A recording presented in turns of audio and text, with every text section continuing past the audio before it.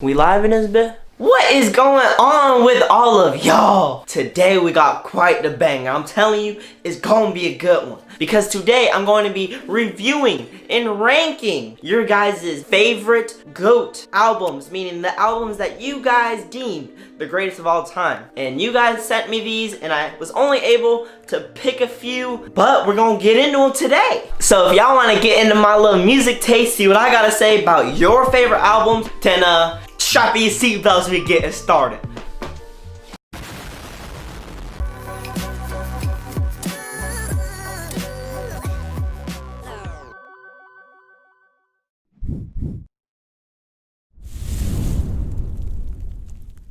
Now, just as a foreword to precede this video, I want to say that I'm going to be ranking these albums in a tier list from S to F. S being the best, F being the worst, and CJ gonna pop up a picture of what I mean. And also, if you don't agree with what I gotta say or you feel like I'm missing something, shoot me in the comments, roast me, toast me. I don't care, because I know some of these albums that are ranked high, y'all might be like, what? I got that ranking? And some of these I ranked low, you might want to come to my house and fight me for. So let me hear it, good or bad. Now for lucky contestant number 1, Cade_Helton9 recommended Coloring Book. Now, personally, this came out in 2016, I think, and so this was full of bangers for me. Honestly, for some reason, I tied this album to Atlanta Youth Nationals. The entire album has such great and like positive energy. Each song that you go to, it's just nice, warm, it's energetic. There are some fantastic features, including, but not limited to, Kanye West, Lil Wayne, Justin Bieber, Jeremiah, T-Pain, Ty Dolla $ign, like, okay. It's also an emotional roller coaster. There's some hype songs like, you wanna problem with me? But there's also some, we gon' get it poppin', we gon' get it jukin'. Now I will say, one shortcoming I feel like of this album was that the quality is kind of up and down. I'm not gonna say I'm super into the gospel hip hop stuff. I do feel the energy and I do be feeling it. But I feel like some songs were way stronger than others, so the discrepancy kind of made it inconsistent, and I felt like the stronger songs, like the big anthems and also like the nice smooth quality songs, kind of carried some of like the interludes and some of the worst songs. I'm gonna have to put this B rank on my tier list with the best songs on the album, of course. With the best song on the album, of course, being No Problem, because you know how litty that was.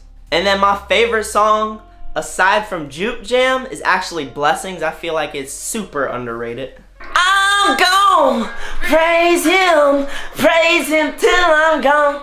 Don't believe in kings, believe in the kingdom.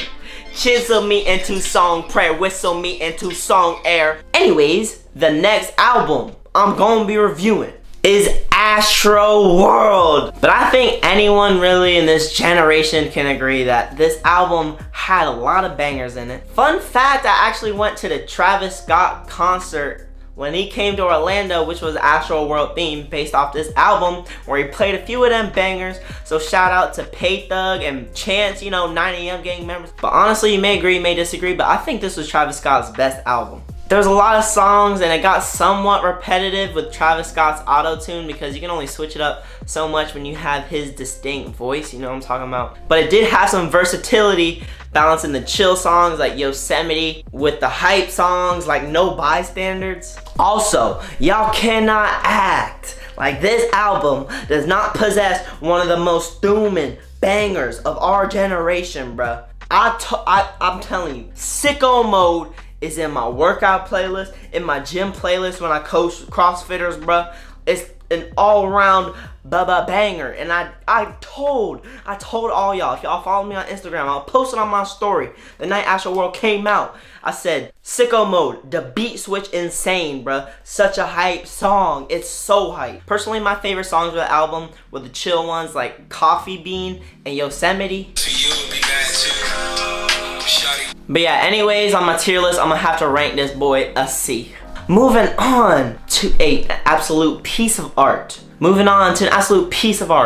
the best R&B albums since I've been alive. It's an instant classic. I promise you, in 10, 20 years, we still gonna be listening to songs from this album.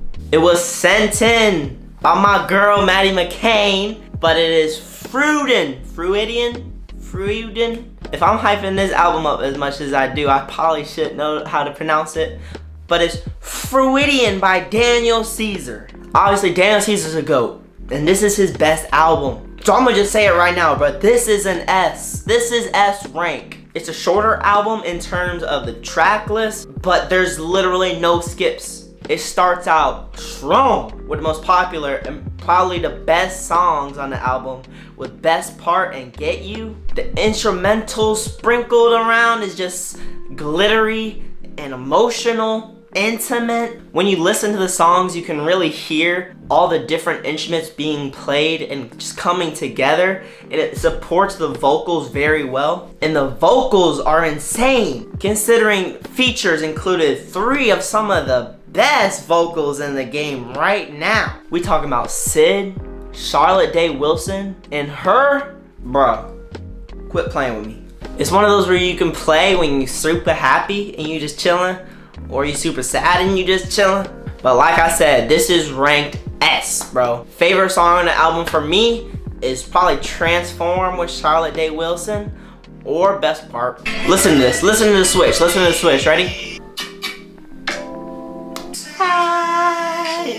Do it again. Yo, come on, bro. Next album, I believe, got sent in by Pay Thug, and I'm not roasting Pay Thug, because I know a lot of people hype up this album, but for me, it's so overrated, and I hate to follow up such a banger album with a trash one, in my opinion. But IGOR, guys, I'm sorry. IGOR by Tyler the Creator's next.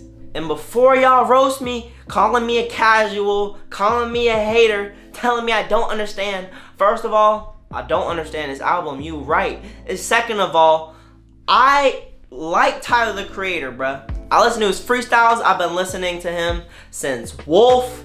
Flower Boy is one of my favorite albums in my opinion. But I just didn't understand this album. It did not click for me. It was a little too much like that old Pharrell Williams vibe. And I actually enjoyed the rapping on the album, but it was a lot of singing on it for me. And to me, just the heavily altered voice of him singing, it just came off cringy. And I think he can pull off the singing thing sometimes, like in Glitter on Flower Boy, or Effing Young on Cherry Bomb. Killed that. Maybe I would have enjoyed it more if he had a little more features from some like quality female vocals like Callie or Sid, or even like a background choir like he did in the other albums. But best song in the album is probably Earthquake, because you know, that's popular. And fun fact, I actually know how to play that on the piano. But my favorite song on the album is probably A Boy Is a Gun. That's a groover, okay? There's like 2 or 3 groovers on it, but overall, bro, I'm sorry, but it's a D. Next up is another one that I do feel is a little overrated, but it's still a great album. And I hope y'all don't roast me for this, because I thoroughly enjoy this album, but it is My Beautiful Dark Twisted Fantasy by Kanye West. Now, I think there's a couple people that actually recommended this, and I'm sorry, but this would be higher, but honestly just don't think this is his best album. Honestly, I feel like College Dropout and Graduation are both better than this. Now, don't get me wrong, it has some absolute bangers, hype song classics like All of the Lights, and even Power. No one man should have all that power. That's still in my hype song playlist. But you know, it's just carried by these bangers. Kind of similarly to Tyler, I'm sure Kanye just cares about his art, what he likes. And so he's not tailoring to the fans, so he really don't give a heck about what I say. But I just like them both when they're spitting. I like when they spit, because I feel like that's when they can express their artistry and their lyricism, and I appreciate that. Like when he's spitting in Through the Wire, Gold Digger, those are flames. His best songs on the album are probably Power and maybe Monster. But my favorite song is Devil in a New Dress with that Ricky Rose feature. Overall, I give this album rank B.